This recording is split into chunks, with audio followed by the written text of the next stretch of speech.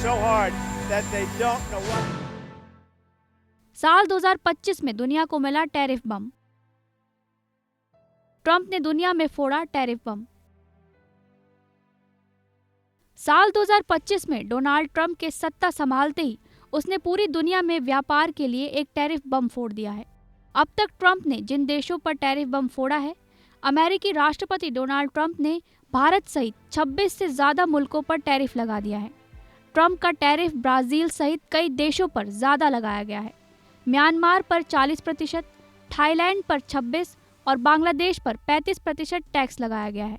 तो कई देशों के साथ हुए समझौते के बाद उन्हें टैरिफ में राहत भी दी गई है और इसे पहले की तुलना में घटा दिया गया है।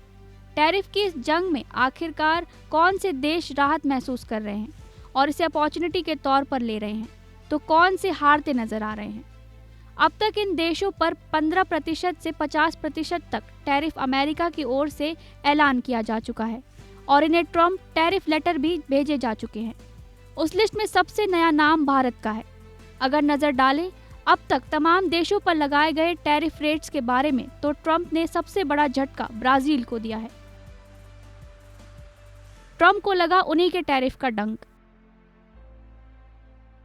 अपने बुने जाल में खुद ही फंस गए ट्रंप। टैरिफ के डंक से अपनों का ही कर रहे शिकार। साल 2025 में 6 देशों ने रद्द की जेट डील। अमेरिकी राष्ट्रपति डोनाल्ड ट्रंप ने टैरिफ के जरिए अमेरिका का खजाना भरने की बात कही। खजाना तो बढ़ा, लेकिन उनके खुद के लोग इस टैरिफ के डंक के शिकार बन गए हैं। अमेरिका में लोग टैरिफ की वजह से भारी महंगाई के शिकार हो गए हैं। अमेरिका के राष्ट्रपति डोनाल्ड ट्रंप ने एक बार फिर से टैरिफ को लेकर दिए हालिया बयानों से हलचल मचा दी है। पूरी दुनिया में टैरिफ का दबाव बनाने वाले ट्रंप अब अपने ही देश में बढ़ती महंगाई को लेकर घिरते नजर आ रहे हैं। दरअसल अमेरिकी राष्ट्रपति घरेलू चुनाव को देखते हुए आम जनता के बीच अपनी पकड़ मजबूत करने की कोशिश में लग गए हैं।